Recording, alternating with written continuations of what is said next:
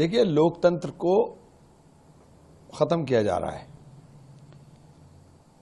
अभी राजनीतिक दलों पर हमला है, उसके बाद देश के अंदर जो तानाशाही है उसको लाने की तैयारी है।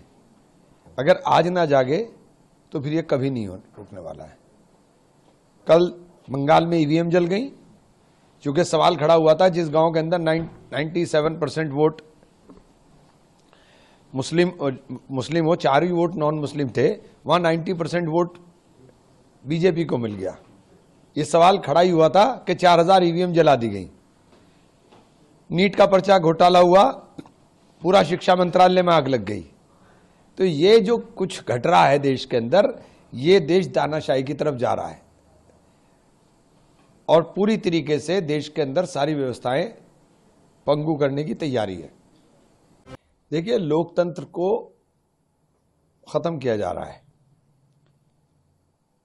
अभी राजनीतिक दलों पर हमला है, उसके बाद देश के अंदर जो तानाशाही है उसको लाने की तैयारी है। अगर आज ना जागे तो फिर ये कभी नहीं रुकने वाला है। कल बंगाल में ईवीएम जल गई, क्योंकि सवाल खड़ा हुआ था जिस गांव के अंदर 97% वोट मुस्लिम हो, 4 ही वोट नॉन मुस्लिम थे, वहां 90% वोट बीजेपी को मिल गया। ये सवाल खड़ा ही हुआ था कि 4000 ईवीएम जला दी गई। नीट का पर्चा घोटाला हुआ, पूरा शिक्षा मंत्रालय में आग लग गई। तो ये जो कुछ घट रहा है देश के अंदर, ये देश तानाशाही की तरफ जा रहा है और पूरी तरीके से देश के अंदर सारी व्यवस्थाएं पंगु करने की तैयारी है। देखिए, लोकतंत्र को खत्म किया जा रहा है। अभी राजनीतिक दलों पर हमला है, उसके बाद देश के अंदर जो तानाशाही है उसको लाने की तैयारी है। अगर आज ना जागे तो फिर ये कभी नहीं रुकने वाला है।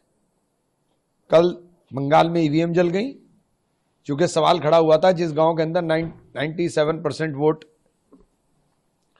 मुस्लिम हो, 4 ही वोट नॉन मुस्लिम थे, वहां 90% वोट बीजेपी को मिल गया। ये सवाल खड़ा ही हुआ था कि 4000 ईवीएम जला दी गई। नीट का पर्चा घोटाला हुआ, पूरा शिक्षा मंत्रालय में आग लग गई। तो ये जो कुछ घट रहा है देश के अंदर, ये देश तानाशाही की तरफ जा रहा है और पूरी तरीके से देश के अंदर सारी व्यवस्थाएं पंगु करने की तैयारी है।